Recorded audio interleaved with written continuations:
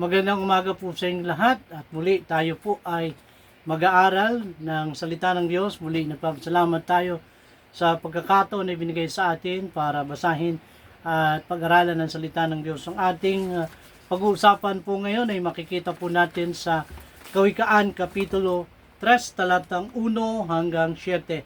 Sabi po sa Kawikaan Kapitulo 3, talatang 1, Anak ko, huwag mong kalimutan ang aking mga kautusan, kundi ingatan ng iyong puso ang aking mga utos, sapagkat karamihan ng mga araw at mga taon ng buhay at kapayapaan ang maidaragdag sa iyo.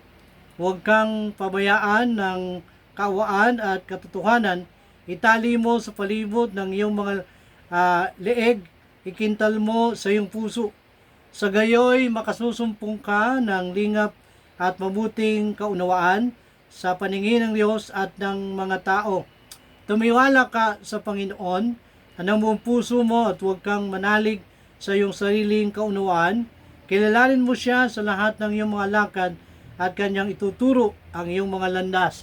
Verse 7, huwag kang magpakapantas sa iyong sariling mga mata, matakot ka sa Panginoon at tumiwalay ka sa kasamaan. Pagpalain ng Diyos ang kanyang salita sa pagbasa, tayo po ay manalangin. Maraming Diyos Ama, salamat po sa umagang kay ganda. Ngayong umaga ay aming pag-aaralan ang iyong salita. Patuloy kang mangunat mangusap sa aming pag-aaral. Pero bago ang lahat, humingi kami ng tawad. Ikaw ang matanyag at mataas sa aming mga puso. Salamat po. Ito pong aming dalangin sa tanging pangalan ng Panginoong Jesus. Amen at Amen. Ang ating pag-uusapan dahil sa ang bagong tayo po ay pumasok sa bagong taon. Last year is 2024, ngayon ay 2025. Siguro mas maganda na simulan natin sa isang tanong, start right with God. Ibig sabihin, paano nga ba tayo magsisimula ng tama sa harapan ng Panginoon? How to start right with God as a Christian? Totoo po na hindi po madali kasi marami tayong mga pinagdaanan ng 2024.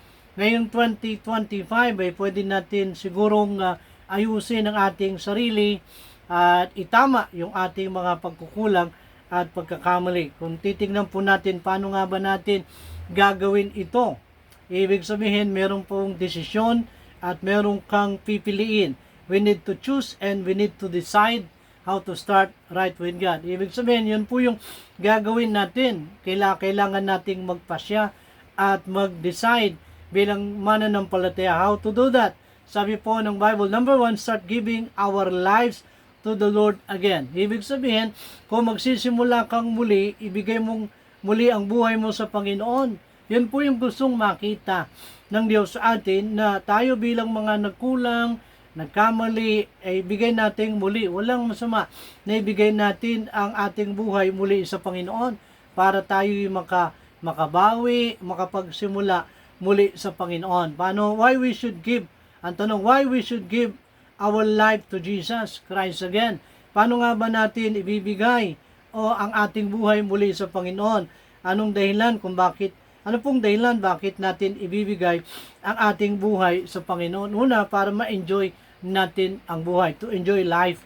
Ibig sabihin, yun po yung dahilan kung bakit nating ibibigay muli ang ating buhay sa Panginoon para makita natin yung ganda ng mundo, yung ganda ng ginawa ng Diyos sa buhay natin. Ibig sabihin, tayo bilang Kristyano dapat ma-enjoy kasi anak tayo ng Diyos, mahal tayo ng Diyos, kaya yun ang kailangan, ibigay natin yung ating buhay sa Kanya. Ano pa ibibigay natin? Not only yung ating buhay, ibigay din natin yung ating oras para sa Kanya, our time, no? Meron tayong time sa Panginoon. Yun po yung gusto ng Panginoon. Ang dami-daming oras na nasayang noong 2024, ngayong 2025, yung oras natin ay dapat nating i-divide.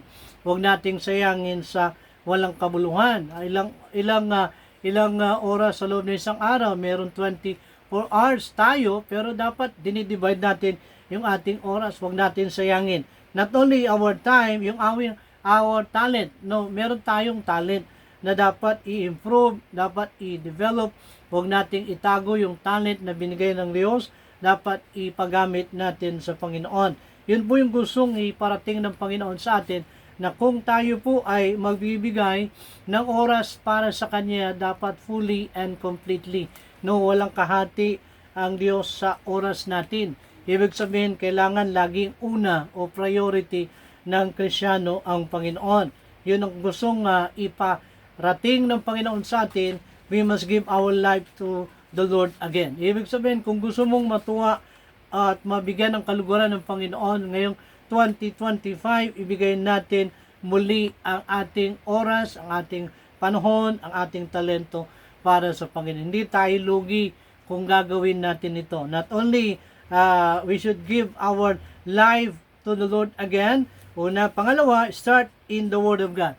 Ibig sabihin, itong gagawin natin, pag binigay na natin ang ating buhay sa Panginoon, muli natin sisimulan na basahin ang salita ng Diyos. Maybe, hindi pa rin natin natatapos ang salita ng Diyos dahil minsan tinatamad tayong napapagod tayo sa maraming bagay, ay nakakalimutan na natin basahin ang salita ng Diyos. Ito po ang pinakamahalaga kung gusto natin lumago, tumimay bilang Kristiyano, magkaroon tayo ng nasa na basahin muli ang salita ng Diyos. Itong ating isipan, punuin natin ng salita ng Diyos. Sabi, feed your life with the Word of God. Ibig sabihin, punuin natin ang ating buhay ng salita ng Diyos. Pag sinabing punuin, kailangan nating lagyan. No? I-meditate natin ang salita ng Diyos. Maybe i-memorize natin ang salita ng Diyos. At ang pinakamaganda ay apply natin ang salita ng Diyos. Maraming nagbabasa, maraming minememorize, pero hindi na-apply. Kulang pa rin. Hindi pa rin sapat yun. Kailangan i-apply natin yung salita ng Diyos. No, tayo'y maging tagatupad, hindi lang tagapakinig. Maganda na tinutupad natin ang salita ng Diyos kasi pagka hindi natin tinupad, tayo rin ang mahirapan. Pero kapag tinupad natin ang salita ng Diyos, tayo mismo rin ang makikinabang. Maganda na basahin natin ang salita ng Diyos. Ito ang magdadala sa atin sa kalaguang spiritual. No? Kasi ano po yung ginamit ni Kristo nung siya ay tuksuhin ni Satanas, no? Anong kanyang ginamit? Yung salita ng Diyos. Malaki po ang nagagawa ng salita ng Diyos. Kaya huwag tayong magsawa. Sabi doon sa talata na binasa natin, ikintal natin sa ating liig yung salita ng Diyos. Ibig sabihin, ilagay natin sa ating puso yung salita ng Diyos at i-apply natin. No? Kapag tayo ay naging masunurin sa salita ng Diyos, pagpapalain tayo. Anong benepisyo kapag tayo po ay nag-aaral, nagbabasa at na ina-apply yung salita ng Diyos. So sabi po doon sa talatang 4 ng ating binasa sa Proverbs 3 verse 4, sa gayoy makasusumpong ka ng lingap at mabuting kaunawaan at sa paningin ng Diyos at ng tao. Ibig sabihin, yun po yung magandang resulta kapag binabasa natin ang salita ng Diyos. Ultimo, ang Panginoon natutuwa sa atin. Even ang mga taong nakapaligid sa atin ay maybe mabibless sila. Kasi nakikita sa buhay natin yung salita ng Diyos ay ating ina-apply. Not only yun yung give our lives to the Lord again. Number 2, basahin natin ang salita ng Diyos. And then number 3, give thanks in every situation.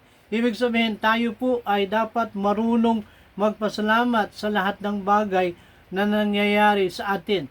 Ibig sabihin sa unang Thessalonica chapter 5 verse 18, in everything give thanks, for this is the will of God. Ibig sabihin sa lahat ng bagay na nangyayari sa atin, magpasalamat tayo, good or bad, yan ay kalooban ng Diyos, say thank you.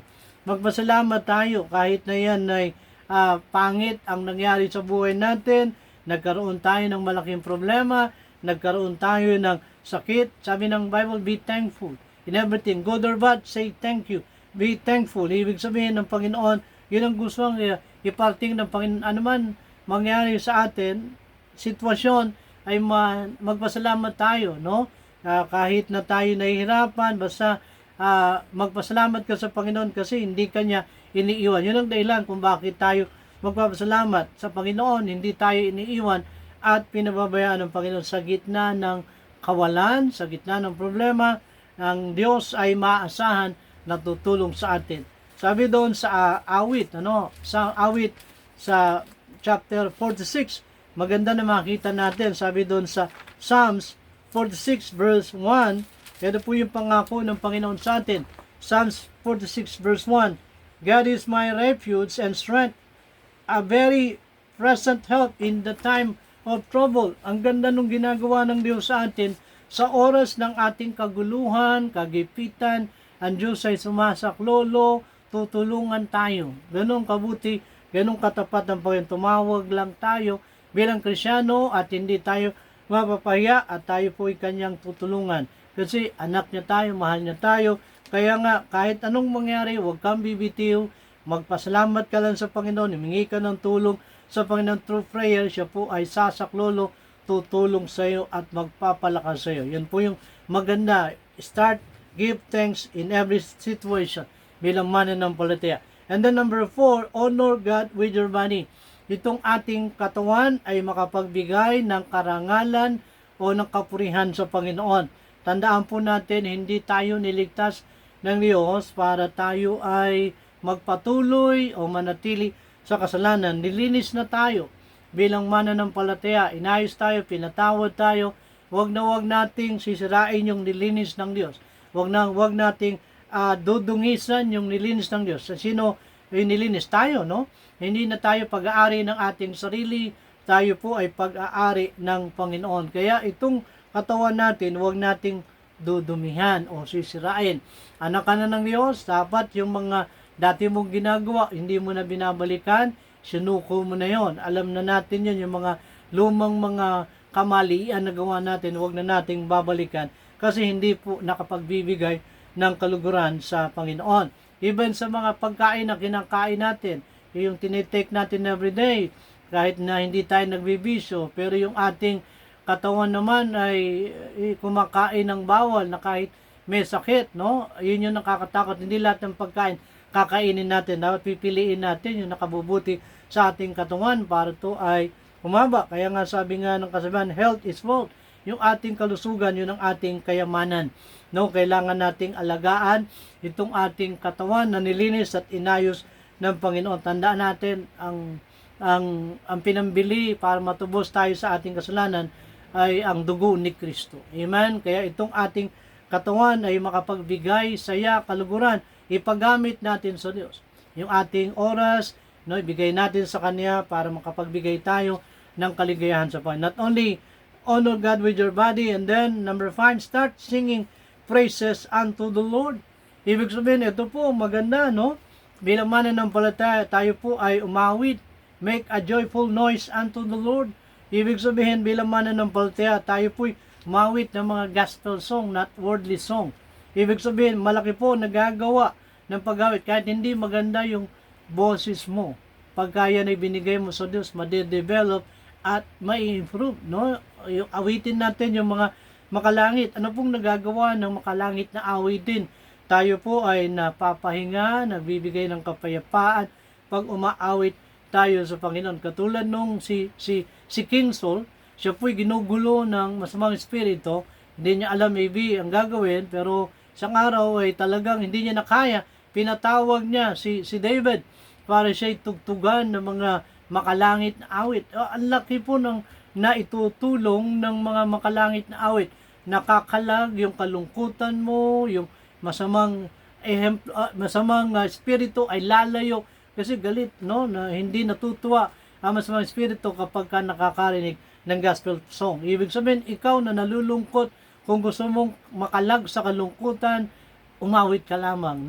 Nare-release yung kalungkutan, naliles yung kalungkutan pag umaawit tayo sa Panginoon. Katulad sa Acts chapter 16, verse 23 to 25. Summarize na lang natin yung kwento. Itong si Silas at si Paul ay nakulong dahil sa pagsunod nila sa Panginoon at sila po ay pinarusahan, talagang pinalo at ang matindi kinadena pa, nasa loob na ng kulungan, nakakadena yung kamay at yung paa. Pero imbis na magalit dun sa mga pumalo at sa Panginoon, ang ginawa nila, sila po ay nanalangin at nag-awitan ng mga makalangit na awit. no, nakatali, di ba, nakakadena.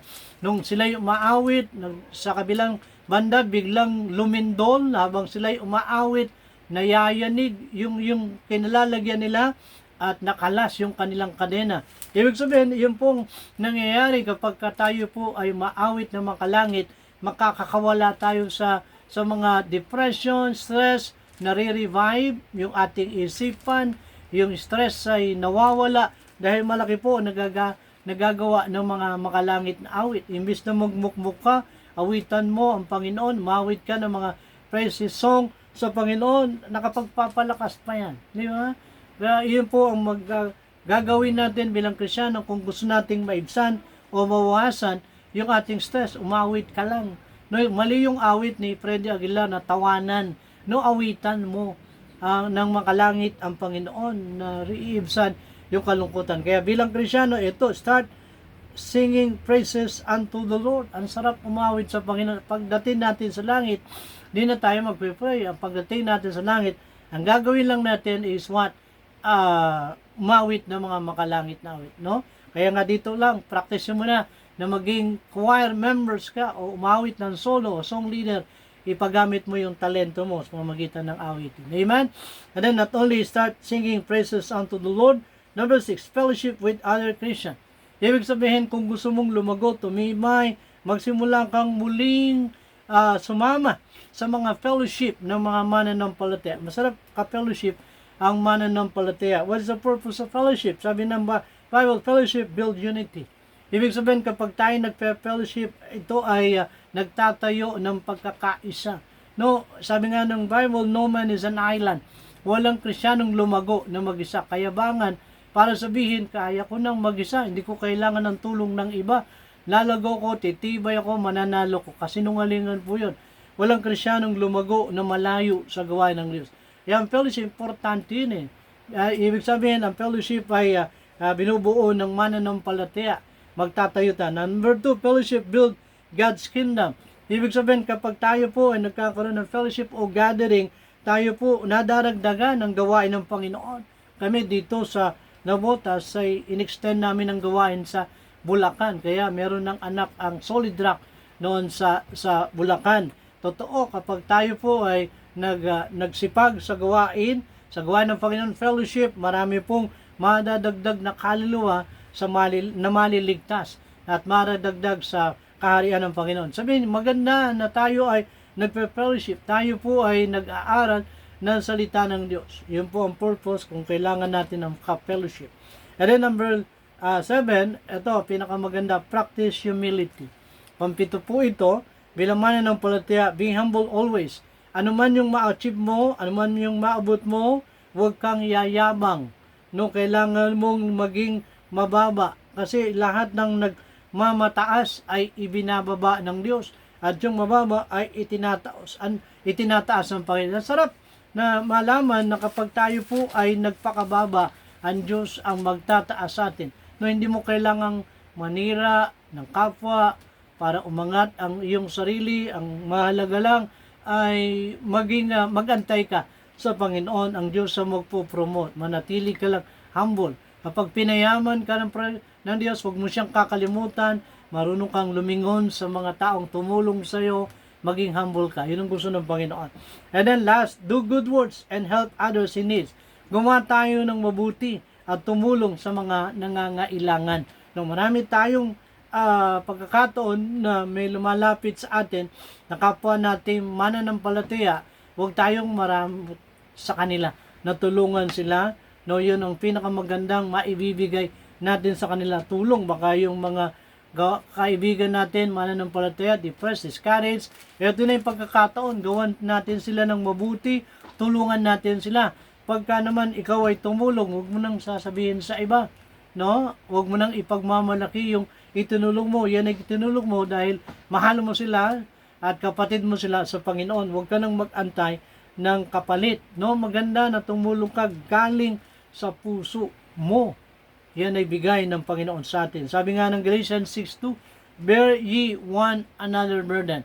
Wala kang dapat tulungan, kapwa mo mananampalataya kasi natutuwa ang Panginoon kung tayo po ay nagtutulungan. Nakikita ng mga tao kung tayo po ay totoong nagtutulungan, nagdadamayan, sila rin ay lalapit sa Panginoon at one day sila rin ay kikilala sa Panginoon. Sabihin, yun ang pinakamaganda, gumawa tayo ng mabuti. Yung paggawa ng mabuti, dapat maging consistent. Tuloy-tuloy yung paggawa natin ng mabuti sa kanila, alang sa Panginoon. Sana itong mga na pinag-aralan natin ay ilagay natin sa ating puso bilang mananampalataya. Ang paggawa ng mabuti hindi dapat kinapapaguran. Sabi doon po sa Galatians chapter 6, dito tayo magwawakas. Galatians chapter 6 verse 9, ito po'y paalala ng Panginoon sa atin bilang mananampalataya.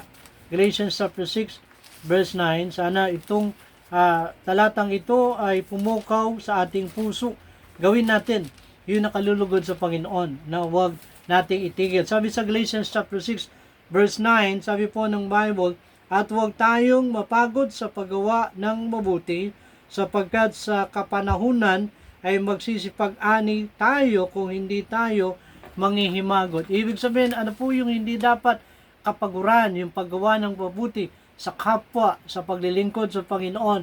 At pagdating ng araw, o hindi tayo titigil o mag-stop, merong gantimpala. Ibig sabihin, lahat ng mga ginagawa natin sa harapan ng Diyos, kung yan ay totoo at galing sa puso, ginagawa natin yan dahil mahal natin Panginoon, may gantimpala ka. Walang lugi, walang talo sa mga naglilingkod sa Diyos. Sana itong ating devotion ay nakatulong sa atin bilang mananampalataya, how to start right with God. Gawin natin itong 8 bagay na napakinggan natin. Pagpalain tayo ng Panginoon. Ang maraming Diyos Ama, salamat po sa gabing ito, sa umagang ito, Panginoon. Salamat, Panginoon, ang iyong salita ay nangunat ng usap sa puso po namin. Nawa malinaw po sa mga kapatid sa Panginoon ang mensahe mo, how to start right with God. Sana itong mga natutunan po namin ay i-apply po namin para walang sayang at walang tapon. Sa iyo namin pinagkakatiwala ang lahat ng mga bagay na ito. Itong aming dalangin sa tanging pangalan ng Panginoong Hesus. Amen at Amen. Magandang umaga po at sa inyong lahat, pagpalain po tayo ng Panginoon.